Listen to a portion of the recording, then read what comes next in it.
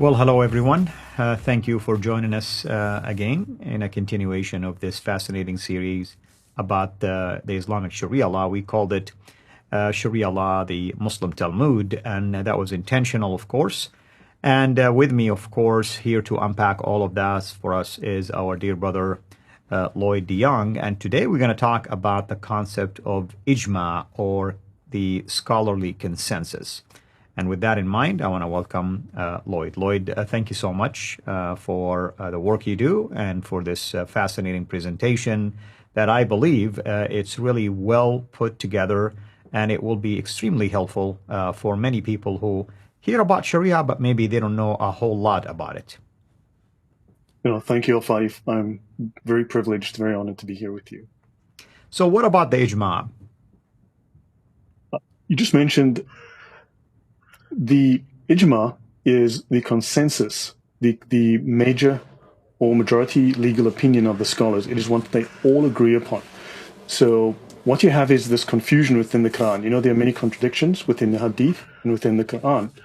You have older verses that contradict newer verses, and these newer verses obviously are superior. So you have this doctrine of abrogation. Within the hadiths, you have newer hadiths that contradict older hadiths.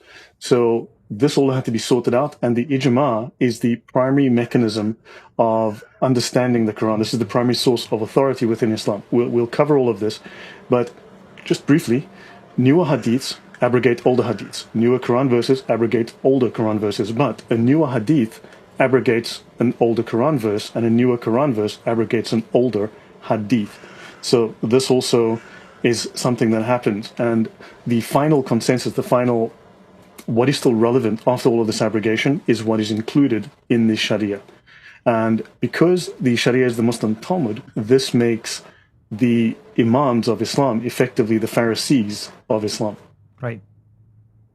Exactly. Excellent point. And it's almost like it filters through the lens of abrogation, and finally you got to yourself what is considered to be now the foundation you stand on. So it is the practical application of Islam in practice. Absolutely. So keep going. What else do you want to share with us about that?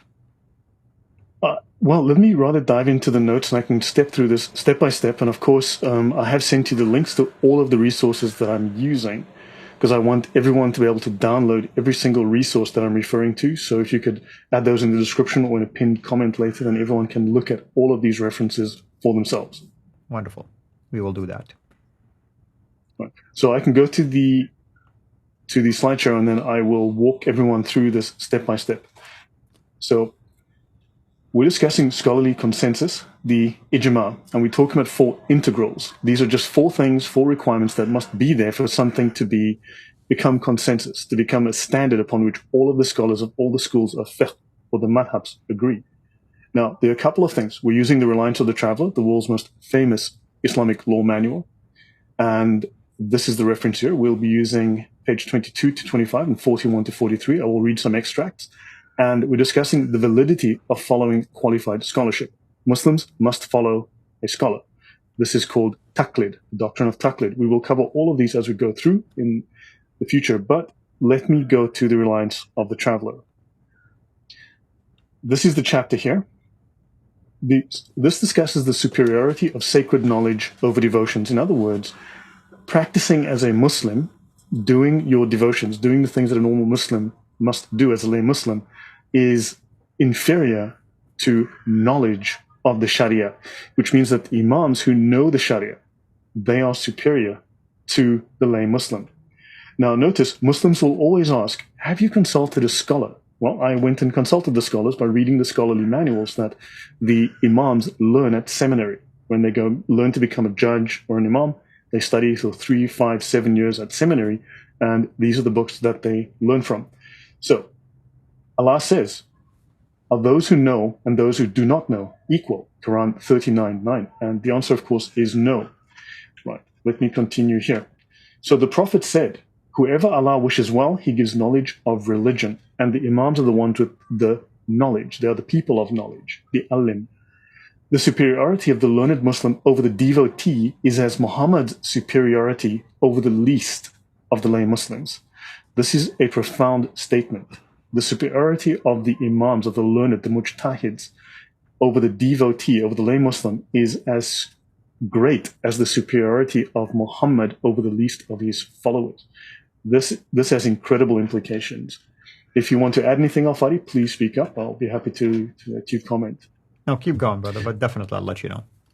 This is repeated here. The superiority of the learned Muslim over the devotee is like the superiority of the moon over all the stars. It is very interesting that they use the moon here and not the sun, but that's a story for a different day. The learned are the heirs of the prophets. So the Imams, those who study the Sharia and who have the sacred knowledge, are the heirs of the prophets. The prophets have not bequeathed dinar nor dirham, not money, but they left sacred knowledge. And whoever learns, who receives the sacred knowledge, has an enormous share. So people of knowledge, the alim, they are people of great authority within Islam. He who goes forth to seek sacred knowledge is in the way of jihad until he returns. So learning sacred knowledge is like a form of jihad. Okay? Right. So I'm going to skip over that. So we're doing 22 to 25. Right.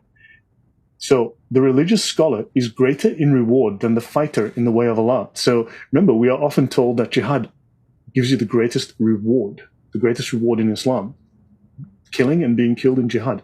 However, notice the religious scholar is greater in reward than the fighter in the way of Allah. So the one who has learned the sacred knowledge is greater in status, is greater recognized. His knowledge is recognized by Allah and gives him greater reward and greater status than even the jihadi. Right. The scholars are the heirs of the prophets. This really places them in a very high place of authority. Let's continue. Sacred knowledge, meaning the knowledge we are discussing, is a communal obligation. Now, I will delve into the obligations in Islam a little later. There's Fard al-Ain and Fard al-Kifaya. Communal obligation, Fard al-Kifaya, and a personal or universal obligation, Fard al-Ain. They are different things. They have different legal standing. But the communal obligation is superior to the personal obligation in that the person performing it fulfills the need of the Islamic nation and lifts the obligation from it. The obligation of the individual, or Fard al-Ain, is restricted to himself. Now, notice, this means that these scholars are performing duties that the lay Muslim is unable to perform. And they are doing this on behalf of the Ummah, because if they do not do this, because they're the only ones qualified, the only ones capable, the only ones with the knowledge, otherwise the Ummah will fall into the hellfire, according to the way Islam works. Now let me continue. Notice, verily, your Lord is ready at ambush. Right?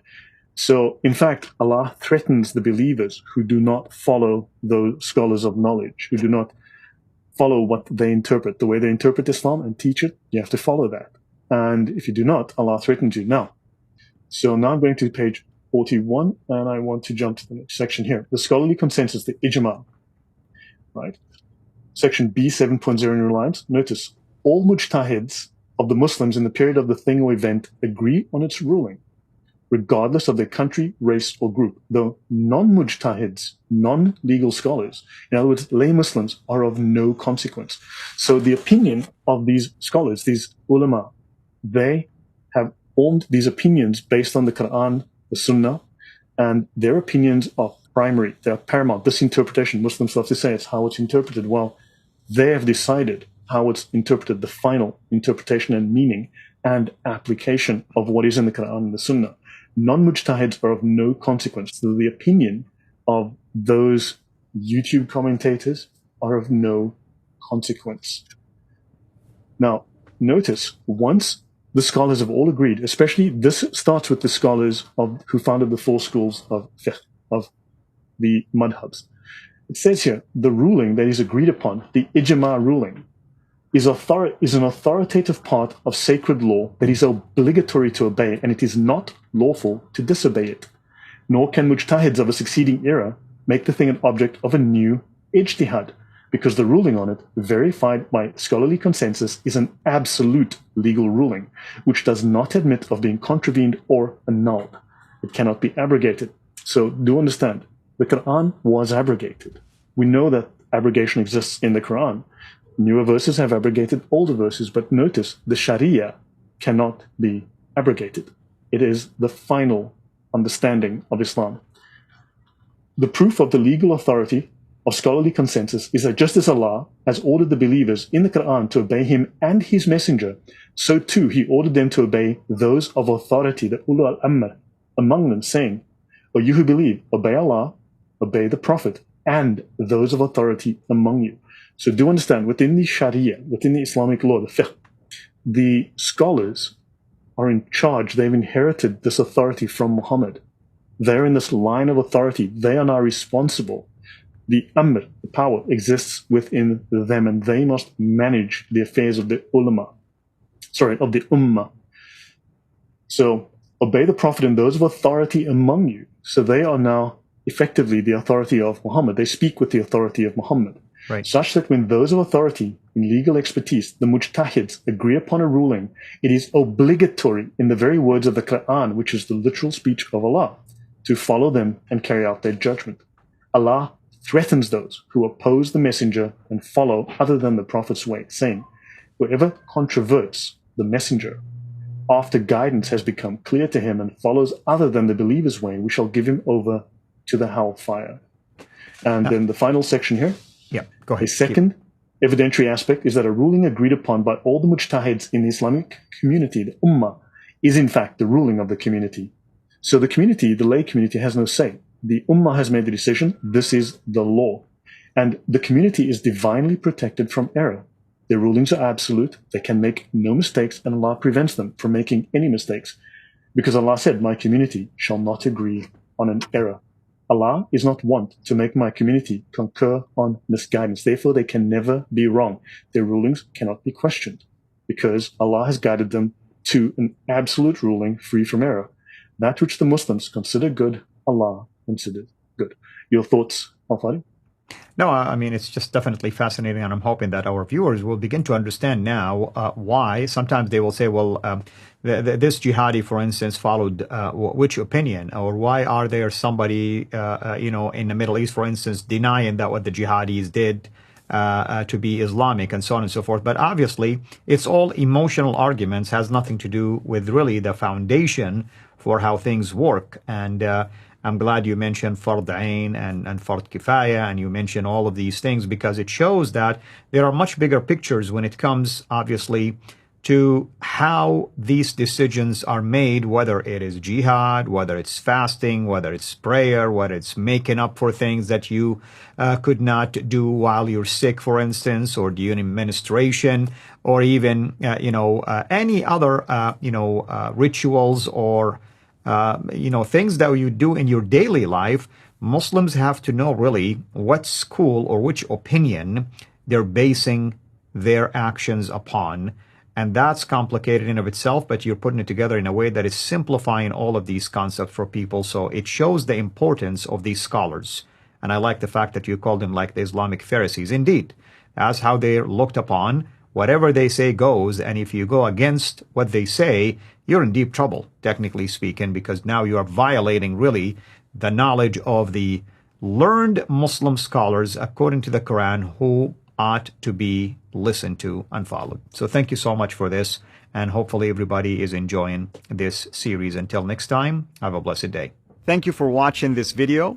Be sure to like and subscribe to our channel, CIRA International, and click on the bell so that you receive notifications whenever we publish a new video or go live.